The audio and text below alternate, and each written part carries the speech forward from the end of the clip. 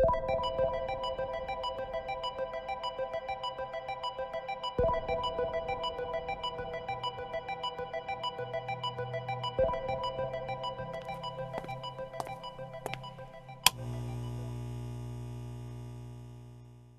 I'm Julia Kirby, one of the editors at HVR. In the studio today we have Nathan Furr. He's from Brigham Young's Marriott School of Management, and he has some fresh advice for big companies who want to innovate, something that doesn't come naturally to them despite their vast resources. Nathan, thanks for being here. Thanks for having me. So you decided to call your new book with Jeff Dyer, The Innovator's Method, Bringing the Lean Startup into Your Organization. So just let's start right there. The book, why did you decide to enter this kind of very popular space of innovation management books? Yeah. Well, maybe it would help to go to the past to explain the present. And I'll do that with a little story. And that is, one of my favorite stories about management innovation is the story of Alfred Sloan. So it's been 50 years since the publishing of My Years with General Motors. And most people know Alfred Sloan today as the father of modern management and of the modern corporation. And he was the one who really made General Motors the model corporation of its era. But what few people know is the name Billy Durant. And Billy Durant was actually the entrepreneur who founded General Motors. And he founded General Motors, built it up to be a successful enterprise, millions of dollars in today's revenues. He was a great entrepreneur, but a terrible manager. And so the board of directors kicked him out.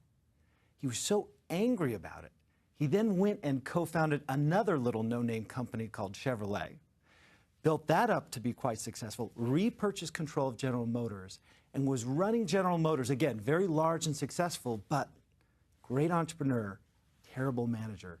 And so the board kicked him out a second time. And that's when Alfred Sloan took the reins of General Motors.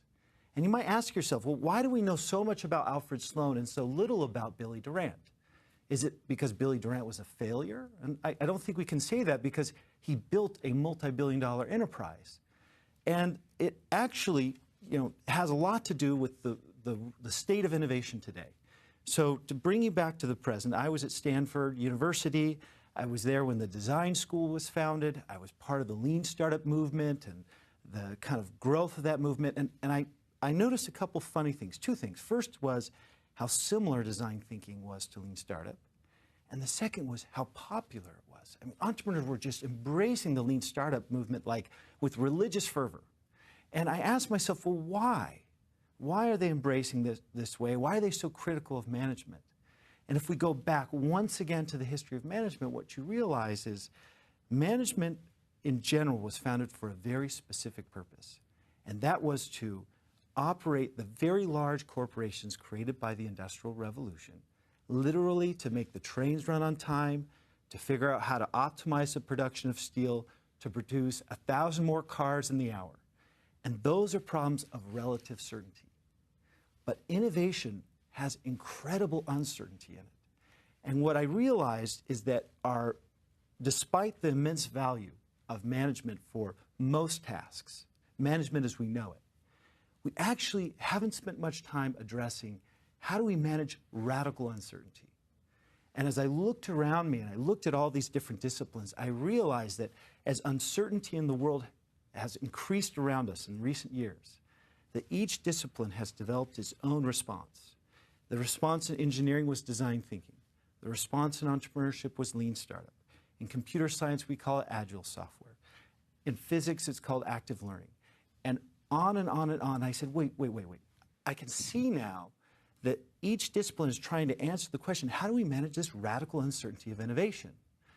But despite the value of each answer kind of provided one lens on the problem, one touch on the proverbial elephant.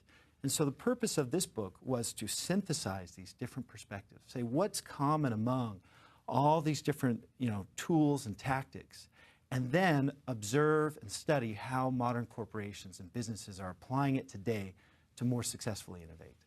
Okay, got it. It's a really valuable synthesis. But as you've been saying, this is a set of ideas that has really taken hold in the entrepreneurial community, the startup nation. another thing that you're trying to do is make it all available, accessible to that big established company, or at least established company that wants to innovate. Are there some companies that you've worked with or seen that have really been able to do that? Yeah, there's a number of companies, newer companies like Intuit and Salesforce.com, older companies like Hallmark and General Electric. And one of my favorite examples is a company called Godrej & Boyce in India. It's a 100-year-old manufacturing company, has traditionally manufactured luxury goods, noticed that their market was really getting challenged by new entrants, and asked themselves, how could we innovate to do something new here? But of course, you know, they applied many of their most familiar tactics around execution and managing certainty, and so they thought, oh, let's just make a little small version of our refrigerator to serve the 80% of the India market that lacks refrigeration. And naturally, or as you might guess, that didn't work. And so they decided they needed a new process. They needed what I would call the innovator's method, which was, we need to first go out and understand what job our customer is trying to do, and then find a better way to create a solution and a business model to fit that.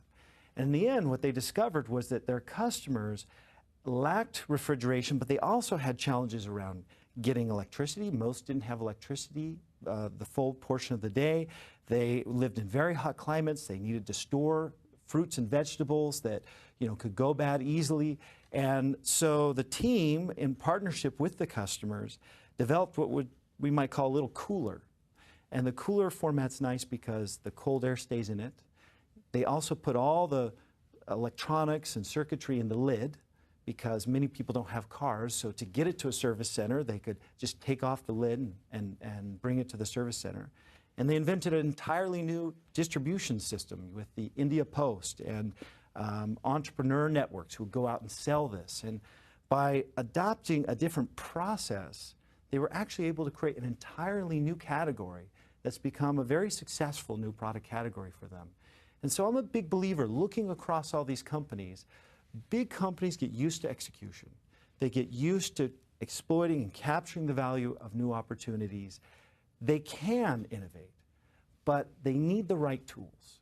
And that's where the challenges come. It's not that they can't do it, it's that in addition to executing, they need to create the space for uncertainty, the space for innovation to happen. And the goal of the innovator's method was to give them the tools and the perspective and the understanding of how they could adapt that for their setting so that they can continue to make money today, but sow the seeds for new businesses of tomorrow. So it's a combination of a set of new tools, but also a new mindset that kind of gets people thinking out of that exploitation mode and thinking more in that exploration, innovation mode. This is a terrific set of insights that you've shared with us today. Thanks for being here. Thank you.